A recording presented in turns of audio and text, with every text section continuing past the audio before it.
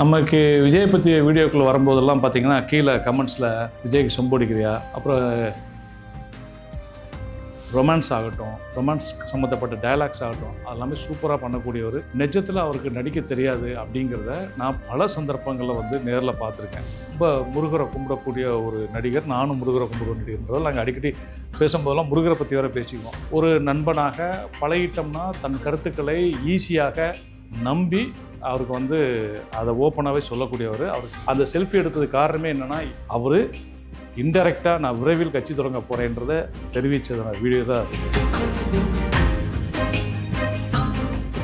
வணக்கம் கிளாப்ரெடி நேயர்கள் அனைவருக்கும். இப்போது நம்ம பேச போகிற டாபிக் வந்து விஜய் பற்றி தான். நமக்கு விஜய் பற்றி வீடியோக்குள்ளே வரும்போதெல்லாம் பார்த்திங்கன்னா கீழே கமெண்ட்ஸில் விஜய்க்கு சொம்படிக்கிறியா, அப்புறம் டிவிகே சப்போர்ட்டர்ஸ் அப்படின்லாம் சில கமெண்ட்ஸ் வருது, பார்க்க தான் செய்கிறோம். ஆக்சுவலி வந்துட்டு விஜய் வந்து எந்த விதத்துலேயும் நமக்கு வீடியோ போட்டு அவரை பற்றி பேசுகிறதால விஜய்கிட்டருந்து தனிப்பட்ட முறையில் ஃபோன் பண்ணி ஒரு அழைப்போ, இல்லை விஜய் அவர்களோட நான் அடிக்கடி நெருக்கமாக இருக்கிறதால விஜயை பற்றி அவர் பேசுகிறனோ அதெல்லாம் கிடையாது. நம்மளுடைய சேனலுடைய நோக்கம் ஆரம்பிக்கும் போதே பல வீடியோக்குள்ளே போட்டிருக்குது, நீங்கள் பார்த்தா தெரியும்.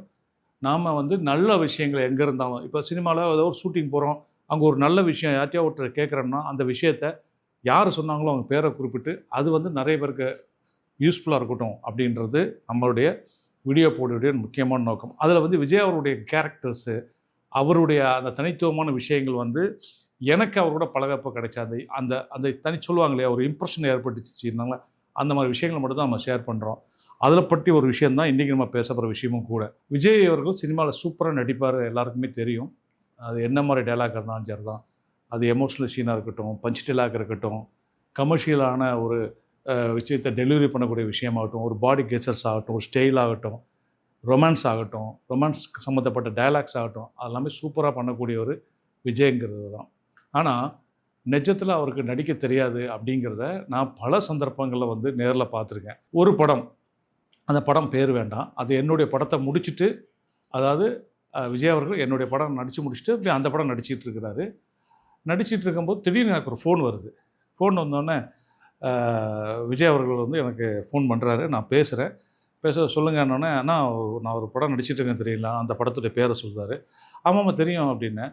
ஆனால் அதில் ஒரு டைலாக் இன்றைக்கி எடுத்துகிட்ருக்காங்க, இந்த மாதிரி டைலாக்கு, இதை சொன்னால் நல்லா இருக்குமா, அது தப்பாக போமா சொல்லுங்கள் அப்படின்னாரு. என்ன டைலாக்கு அப்படின்னேன். அது வந்து அந்த அந்த சீனில் நான் டைலாக்கு, நான் வில்லனை பார்த்து பேசுகிறேன், டேய் நீ வில்லன் தான்டா, ஆனால் நான் யார் தெரியுமா, வில்லாதி வில்லன் அப்படின்னு டைலாக் எழுதியிருக்காங்க, இதை நான் பேசினா தப்பாக போகுமா அப்படின்னாரு. நான் உடனே யோசிக்க கூட இல்லை, ஆமாம்மா தப்பாக தான் போகும் அப்படின்னேன். என்ன சொல்கிறீங்க அப்படின்னாரு. பின்ன சார், ஏற்கனவே நீங்கள் வந்து ஒரு படத்தில் அது என்னடா அதுன்னு சொன்னதே பெரிய கான்ட்ரவர்சியாக போயிட்டு இருந்துச்சு. இப்போ தான் அவர் வந்து அஜித் அவர்கள் நடித்த வில்லன் ஒரு படம் ரிலீஸ் ஆகிருக்குது. நீங்கள் இப்போ போயிட்டு அடுத்த படத்தில் வந்துட்டு, ஏய் நீ வில்லன்னா நான் வில்லாதி வில்லன்னா நீங்கள் அவரை சீன்ற மாதிரி ஆயிடாதா அப்படின்னு.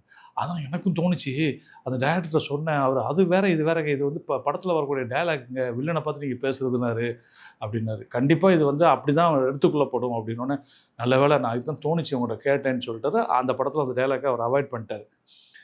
இதை வந்து நம்ம நான் எவ்வளோ வருஷம் கழித்து இப்போ ஷேர் பண்ணுறேன்னா, நீங்களாம் அதை தெரிஞ்சுக்கணுன்றதுக்காக தான். இதை நான் எப்போவோ பத்திரிகையில் பேட்டிகளில் கொடுத்துருக்கலாம், அதுக்கப்புறம் நிறைய நான் சேனலில் பேசியிருக்கேன், அதிலோடு கொடுத்துருக்கலாம். அதெல்லாம் ஏன் இப்போது சொல்கிறேன்னா, அவருக்கு வந்து எந்த ஒரு விஷயத்தையுமே வந்து ரொம்ப நெருங்கின வட்டாரத்துங்களை அவர் பேசி ஷேர் பண்ணி, அது தவறுன்னு தெரிஞ்சால் டிஸ்கஸ் பண்ணி தான் அவர் டிசைட் பண்ணுவார். அப்படி ஒரு ரொம்ப எளிமையானவர். இதை தாண்டி எனக்கு ஒரு விஷயம் அதுமாதிரி நடந்திருக்குது. அவர் வந்து இப்போ கட்சி ஆரம்பிக்கிறதுக்கு முன்னாடி அவர் வந்து ஒரு நல்ல பயங்கரமான மார்க்கெட்டூரில் பெரிய ஹீரோவாக நடிச்சிட்டு இருக்கிற ஸ்டேஜ். அதான் நான் கட்சி ஆரம்பிக்கிறது கொஞ்சம் வருடங்களுக்கு முன்னாடி சொல்கிறேன், வருஷங்களோ இல்லை படம் பேரோ நான் சொல்ல மாட்டேன். நடிச்சிட்டு இருக்கிற டயத்தில் அப்போது நான் வந்து ஒரு கதை பண்ணேன். அப்போ நான் வந்துட்டு என்னென்னா, என்னுடைய கதை வந்து ஒரு கமர்ஷியல் கதை தான், பட் ஒரு காமெடி டின்ச்சுள்ள ஒரு ஹீரோ நடிக்க வேண்டிய ஒரு ஸ்டேஜ். அதனால் அப்போ தமிழ் சினிமாவில் காமெடியாக நடிச்சுக்கிட்டு இருக்கிற ஒரு நடிகர், அவர் பேரையும் நான் சொல்ல மாட்டேன், முடிஞ்சால் நீங்கள் எல்லாம் கமெண்ட்ஸில் கீழே யாருன்னு போட்டுக்கோங்க. அந்த காமெடி ஹீரோவை தான் நான் வந்து அப்ரோச் பண்ணி அவருக்கு கதை சொல்லப்பட்டு அந்த காமெடி ஹீரோ வந்து ஒத்துக்கிட்டார், நான் அந்த கதை பண்ணுறேன்னு.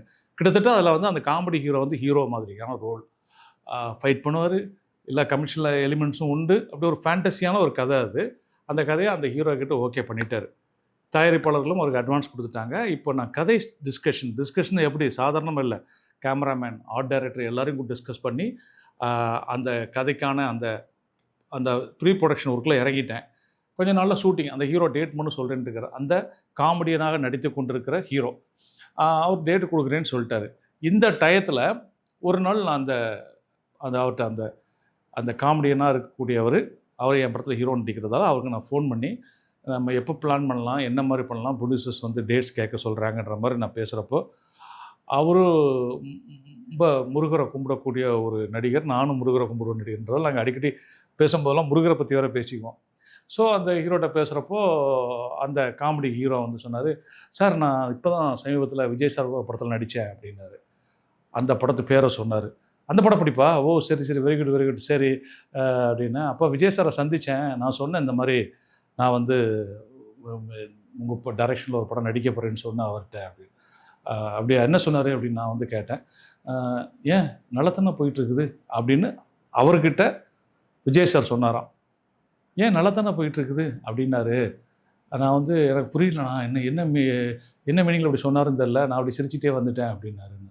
நான் சொன்னேன் எனக்கும் புரியல, அவர் என்ன மீனிங்கில் உங்கள்கிட்ட சொன்னார் நீங்கள் நினைக்கிறீங்க அப்படின்னு நான் கேட்டேன். அதாவது ஏன் நல்லா தானே போயிட்டுருக்கு அப்படின்னா, நீங்கள் இப்போ காமெடியாக நல்லா தானே நடிச்சிட்ருக்கீங்க, எதுக்கு ஹீரோ ஆகுறீங்கன்ற மீனிங்கா, இல்லை நல்லா தானே போயிட்டுருக்கு, எதுக்கு நீங்கள் போய் அவர் டைரக்ஷனில் ஹீரோ நடிக்கிறீங்கன்ற மீனிங்கான்னு எனக்கு தெரியல அப்படின்னு அந்த காமெடி ஹீரோ என்கிட்ட சொன்னார். நான் சொன்னேன் எனக்கும் தெரில நீங்கள் சொல்கிறத பார்க்கும்போது. ஏன்னா எந்த ஒரு விஷயமே வந்து வெறும் துணியில் வந்து நம்ம உணர முடியாது, ஃபேஸ் எக்ஸ்பிரஷன் இருந்தால் தான் உணர முடியும். நல்லா இருக்கீங்களா அப்படின்னு கேட்குறது, நல்லா இருக்கீங்களா அப்படின்னு கேட்குறதுக்கு வித்தியாசம் இருக்குது. வெறும் வார்த்தை தான், அந்த எக்ஸ்பிரஷனோட கேட்கும்போது தான் என்ன மீனிங்கில் சொல்கிறாங்கன்னு தெரியும். நீங்கள் தான் அவருடைய ஃபேஸ் எக்ஸ்பிரஷனில் கேட்டிருக்கீங்க. பொதுவாக விஜய் சாருக்கு வந்து எந்த ஒரு விஷயமும் நடிக்க தெரியாது, அது எதுக்கு இப்போ வேண்டாமே அப்படின்றவார் நேரடியாகவே. அப்படிப்பட்டவர் தான் விஜய் சார். நான் அவரோட ஒர்க் பண்ணியிருக்கேன், பட் நீங்கள் எந்த மீனிங்கில் சொல்கிறீங்கன்னு சொல்லலைன்னு நான் சொன்னேன். இல்லை அப்படி சொன்னார், அதை அவங்கள்ட்ட ஷேர் பண்ணிக்கிட்டேன் அப்படின்ற மாதிரி சொன்னார். அதுக்கப்புறம் கொஞ்சம் காலகட்டங்களாக அந்த படம் இல்லை, நடக்கலை. பல காரணங்களால் அந்த படம் வந்து ட்ராப் ஆகிடுச்சு. நான் அந்த காமெடியினை ஹீரோவை வச்சு எடுக்க வேண்டிய அந்த ஃபேண்டசி கதை வந்து அப்படியே ஸ்கிரிப்டாகவே அது இருக்குதுன்னு வச்சுக்கோங்க. இது வந்து அவர் சொல்கிறப்போ எனக்கு வந்து விஜய் சார் அதை வந்து என்ன மீனிங்கில் சொல்லியிருப்பாருன்றத பற்றி நான் ஆராய்ச்சியே பண்ணலை. ஏன் ஆராய்ச்சி பண்ணலைன்னா, ஒன்ஸ் இந்த படம் வந்து நடந்திருந்தாவது மேற்கொண்டு அதை பற்றி பேசிக்கலாம், நடக்கலை. இந்த அரசியலில் பார்த்தீங்கன்னா அவர் வந்து மேடைகள்லேயும் சரி, அந்த காருக்குள்ளே ஏறும்போதும் பார்த்தீங்கன்னா, காரில் போகும்போதும் பார்த்தீங்கன்னா, அவர் தன்னுடைய உணர்வுகளை வந்து அப்படியே அந்த சந்தோஷத்தையும் சரி, கோபத்தையும் சரி, எல்லாத்தையும் உடனடியாக அதை அழகாக வெளிப்படுத்துவார். அதாவது பைக்கில் கார்கிட்ட வர்ற மாதிரி வந்தாங்கன்னா திரும்பி ஒரு முறை முறைப்பார். அந்த வீடியோவில் நீங்கள் பார்த்துருப்பீங்க. அப்படியே பார்ப்பார் ஒரு பார்வை. ஏன் நான் சொல்லி ஏன் பின்னாடி வர்றீங்கன்ற அந்த லுக்கில் இருக்கும். அதேமாதிரி இப்போ சந்தோஷமாக இருந்தாருன்னா அதை அவங்கள்ட்ட கை காட்டி அவர் பேசுகிறது, அதுக்கப்புறம் வந்து நம்ம வந்து அப்படின்னு ஒரு முன்னாடி ஒரு ரியாக்ஷன் பண்ணியிருப்பார், இப்படின்னு ஒரு ரியாக்ஷன் பண்ணியிருப்பார்.